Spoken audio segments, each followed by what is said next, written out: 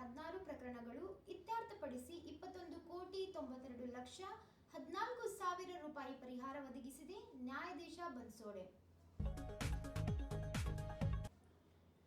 18 ವರ್ಷಗಳಿಂದ ಸರ್ಕಾರಿ ಶಾಲೆಗೆ ಕತ್ತಲೆ ಭಾಗ್ಯ, ಮನವಿ ಮಾಡಿದ್ರು ಅಧಿಕಾರಿಗಳು ಡೋಂಟ್ ಕೇರ್.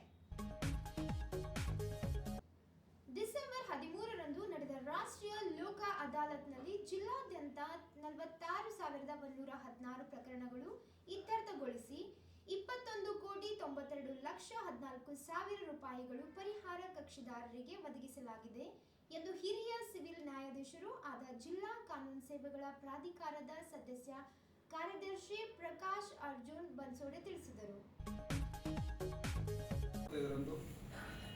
ರಾಷ್ಟ್ರೀಯ ಲೋಕಾಯುಕ್ತನ ಗೌರವಾನ್ವಿತ ರಾಷ್ಟ್ರೀಯ ಕಾನೂನು ಸೇವಾ ಪ್ರಾಧಿಕಾರ ಮತ್ತು ಗೌರವಾನ್ವಿತ ರಾಜ್ಯ ಕಾನೂನು ಸೇವಾ ಪ್ರಾಧಿಕಾರ ಇವರುಗಳ ನಿರ್ದೇಶನದಂತೆ ಹಾಗೂ ನಮ್ಮ ಬೀದರ್ ಜಿಲ್ಲೆಯ ಪ್ರಧಾನ ಜಿಲ್ಲಾ ಮತ್ತು ಸತ್ರ ನ್ಯಾಯಾಧೀಶರಾದ ಗೌರವಾನ್ವಿತ Shri S V Ramana sir ಅಧ್ಯಕ್ಷರು ಜಿಲ್ಲಾ ಕಾನೂನು ಸೇವಾ ಪ್ರಾಧಿಕಾರ ಇವರ ಒಂದು ಮಾರ್ಗದರ್ಶನದಲ್ಲಿ ನಾವು ದಿನಾಂಕ 13/12/2025ರಂದು ನಮ್ಮ ಜಿಲ್ಲೆಯಲ್ಲಿ ರಾಷ್ಟ್ರೀಯ ಬೃಹತ್ ಲೋಕಾಯುಕ್ತನ ಹಮ್ಮಿಕೊಂಡಿದ್ದೆವು. ಸದರಿ ಲೋಕಾಯುಕ್ತನಲ್ಲಿ ಜಿಲ್ಲೆಯ ಎಲ್ಲ ನ್ಯಾಯಾಲಯಗಳಲ್ಲಿ ಒಟ್ಟು ಅಂದರೆ ರಾಜ್ಯ ಪೂರ್ವ ಪ್ರಕರಣಗಳು ಹಾಗೂ ನ್ಯಾಯಾಧೀಶ ಬಾಕಿ ಇರುವ ಪ್ರಕರಣಗಳು 46,116 ಪ್ರಕರಣಗಳು ನಾವು ಸದರಿ ಲೋಕಾಯುಕ್ತನಲ್ಲಿ ಇತ್ಯರ್ಥಪಡಿಸಿದ್ದೇವೆ. ಹಾಗೂ ರೂಪಾಯಿ 21,92,62,600 ರೂಪಾಯಿಗಳ ಪರಿಹಾರ ಹಣವನ್ನು ಕಕ್ಷಿದಾರರಿಗೆ ಒದಗಿಸಲಾಗಿದೆ. ಮತ್ತು ಈ ಒಂದು ಲೋಕಾಯುಕ್ತನಲ್ಲಿ ಜಿಲ್ಲೆಯ ಎಲ್ಲ ನ್ಯಾಯಾಲಯಗಳು ಬಾಕಿ ಇರುವ ಒಟ್ಟು 13,902 ಪ್ರಕರಣಗಳನ್ನು ಇತ್ಯರ್ಥಪಡಿಸಿದ್ದೇವೆ. 8ನೇ ಪ್ರಕರಣದಲ್ಲಿ ರೂಪಾಯಿ 13,41,40,509 ರೂಪಾಯಿಗಳನ್ನು ಕಕ್ಷಿದಾರರಿಗೆ ವಸೂಲಾತಿ ಮಾಡಿ ಪರಿಹಾರವನ್ನು ಒದಗಿಸಲಾಗಿದೆ. ತಗೊಂಡಿರ್ತೀವಿ. ಏನಂತಂದರೆ ಈಗ ನ್ಯಾಯಾಲಯಕ್ಕೆ ಮುಂದಿನ ದಿನಗಳಲ್ಲಿ ಬರ್ಬೋದಾದ ಪ್ರಕರಣಗಳು, ವ್ಯಾಜ್ಯಪೂರ್ವ ಪ್ರಕರಣಗಳು ಅಂತ ಹೇಳ್ತೀವಿ.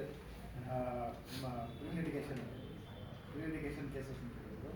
ಅದು ವಿವಿಧ ಇಲಾಖೆಗಳಲ್ಲಿ ಈಗ ನ್ಯಾಯಾಲಯಕ್ಕೆ ಇನ್ನೇನು ಬರುವ ಹಂತದಲ್ಲಿರುವಂಥ ಪ್ರಕರಣಗಳನ್ನು ಕೂಡ ನ್ಯಾಯಾಲಯಕ್ಕೆ ಬರುವ ಮುಂಚೆ ನಾವು ಅದನ್ನು ಪ್ರೀಲಿಟಿಗೇಷನ್ ಅಂದರೆ ಅದು ವ್ಯಾಜ್ಯವಾಗಿ ಪರಿವರ್ತನೆ ಆಗುವ ಮುಂಚೆನೇ ನಾವು ತಗೊಂಡು ಡಿಸ್ಪೋಸಲ್ ಮಾಡಿರ್ತೀವಿ. ಇದು ಕೂಡ ಮುಂದೆ ಇನ್ನ ನ್ಯಾಯಾಲಯಗಳಲ್ಲಿ ಹೆಚ್ಚು ಪ್ರಕರಣ ಬಾಕಿ ಉಳಿಯೋದನ್ನು ತಡೆಯೋ ದಿಶೆಯಲ್ಲಿ ಇದು ತುಂಬ ಒಳ್ಳೆಯ ಪ್ರಯತ್ನ ಅಂತಲೇ ಹೇಳ್ಬೋದು. ಆದ್ದರಿಂದ ನಾವು ರಾಜ್ಯಪೂರ್ವ ಪ್ರಕರಣಗಳನ್ನು ಸಹ ಸಾಕಷ್ಟು ಪ್ರಯತ್ನ ಮಾಡಿ ಅದನ್ನು ಡಿಸ್ಪೋಸ್ ಮಾಡ್ತಾ ಇದ್ದೀವಿ.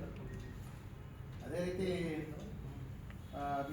ನಿಮಗೆಲ್ಲ ತಿಳಿದಿದೆ, ಈಗ ನಮ್ಮ ಸರ್ವೋಚ್ಚ ನ್ಯಾಯಾಲಯ ಈಗ ಮೀಡಿಯೇಷನ್ ಅಂತ ಇದೆ, ನಿಮಗೂ ಗೊತ್ತಿದೆ. ಮೀಡಿಯೇಷನ್ ಮೂಲಕ ಪ್ರಕರಣಗಳನ್ನು ಇತ್ಯರ್ಥ ಮಾಡಬೇಕು ಅಂತ ಇತ್ತೀಚಿನ ದಿನಗಳಲ್ಲಿ ಹೆಚ್ಚಿನ ಒತ್ತನ್ನು ಕೊಡ್ತಾ ಇದ್ದೀವಿ. ಮತ್ತು ಈಗ ನೆಕ್ಸ್ಟ್ ಮೀಡಿಯೇಷನ್ ಡ್ರೈವ್ ಜನವರಿ 6ನೇ ತಾರೀಕಿಂದ ಮತ್ತೆ ನಾವು ಮೀಡಿಯೇಷನ್ ಡ್ರೈವ್ ಅಂತ ಹೇಳ್ಬಿಟ್ಟು ಮಾಡ್ತಾ ಇದ್ದೀವಿ. ನ್ಯಾಯಾಲಯದಲ್ಲಿ ಬಾಕಿ ಇರುವಂಥ ಪ್ರಕರಣಗಳನ್ನು ಮೀಡಿಯೇಷನ್ಗೆ ರೆಫರ್ ಮಾಡಿ ನಮ್ಮ ಹತ್ರ ಎಲ್ಲ ನುರಿತ ವಕೀಲರನ್ನ ಮೀಡಿಯೇಟರ್ಸ್ ಆಗಿ ನಾವು ನೇಮಕ ಮಾಡಿರ್ತೀವಿ. ಅವ್ರಿಗೆ ಸೂಕ್ತವಾದ ತರಬೇತಿಯನ್ನು ನಾವು ಕೊಟ್ಟಿರ್ತೀವಿ. ಈಗ ಆಲ್ರೆಡಿ ನಾವು ಈ ಹಿಂದೆ ಕೂಡ ಒಂದು ಡ್ರೈವ್ ಆಯಿತು.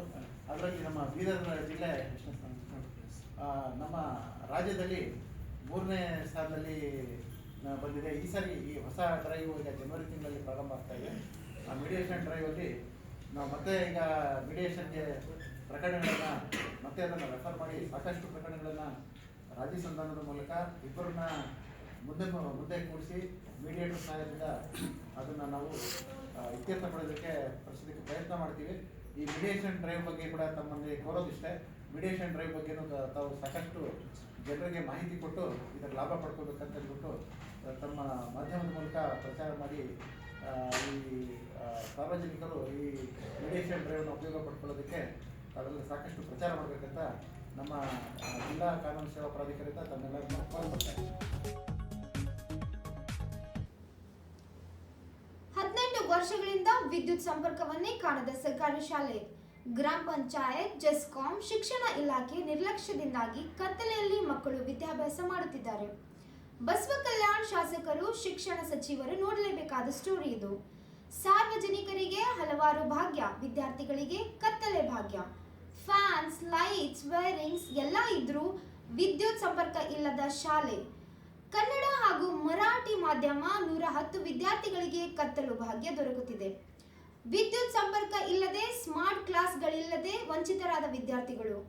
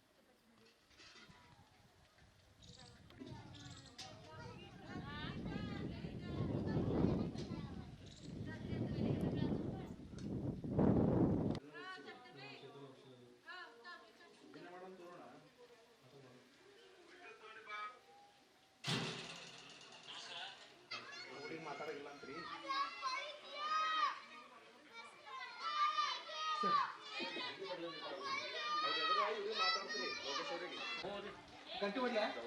ಇಲ್ಲ ಇನ್ನು ಟೈಮ್ ಈಗ ಫೋನ್ ಆಗ್ಯದಲ್ಲ ಇಲ್ಲ ಕುಂದ್ರವಲ್ರಕ್ಕ ಒಳಗ ಇಲ್ಲ ನಿನ್ನರಿ ಒಳಗಂದ್ರೆ ಹೋಯ್ತಾ ಅವ್ರ ಪಾಟಿದ ಕ್ಲಾಸ್ನಾಗ ಇರ್ತಿದ್ವಿ. ಒಂದಕ್ಕ ಬಿಡ್ಕೊಂಡ್ಲೆ ಗಂಟೆ ಹೊಡೆಗೆ ಹೋಗು ಅಂತಿದ್ರು. ಟೈಮ್ ಆಯ್ತು, ಒಂದಕ್ಕ ಗಂಟೆ ಹೋಗು, ಊಟದ ಗಂಟೆ ಹೊಡಿ ಅನ್ನತ್ತಿದ್ದೀರಿ. ಗಂಟೆ ಹೊಡ್ಯಾಕ ಅರೆ ಎಲ್ಲ ಆ ಜೀವನ ಚಂದ ಇತ್ತು.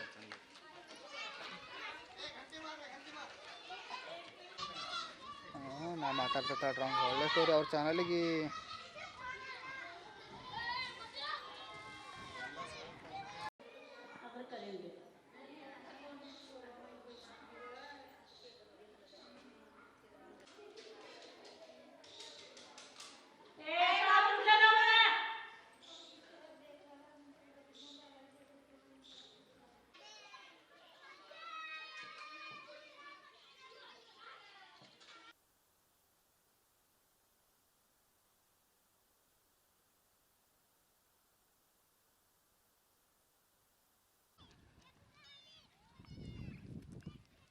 ನಿಮ್ಮ ಡಸ್ತಾರವ್ರು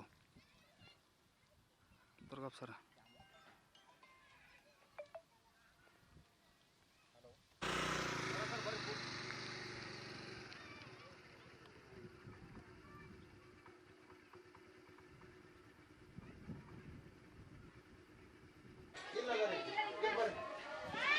ಡಿಜಿಟಲ್ ಟಿವಿ ಅದ. ದುರ್ಗಪ್ಪ ಸರ್ ಅಂತ ನ್ಯೂಸ್ ಏಟಿನ್ ಬಿದರ್ದವ್ರ ನ್ಯೂಸ್ ಏಟಿನ್ CCTV ಇದ್ರು ಬೆಳಕಿಲ್ಲ. ಯಾಕಂದ್ರೆ ಬಾತ್ರೂಮ್ನೇ ಬೆಳಕಿಲ್ಲ, ಫ್ಯಾನ್ ಇಲ್ಲ, ಏನಿಲ್ಲ. ಎಲ್ಲ ಫ್ಯಾನ್ ಆದವು, ಕರೆಂಟ್ ಇಲ್ಲ. ಕಂಪ್ಯೂಟರ್ ಐತಿ, ಕರೆಂಟ್ ಇಲ್ಲ. ಟಿವಿ ಐತಿ, ಕರೆಂಟ್ ಇಲ್ಲ.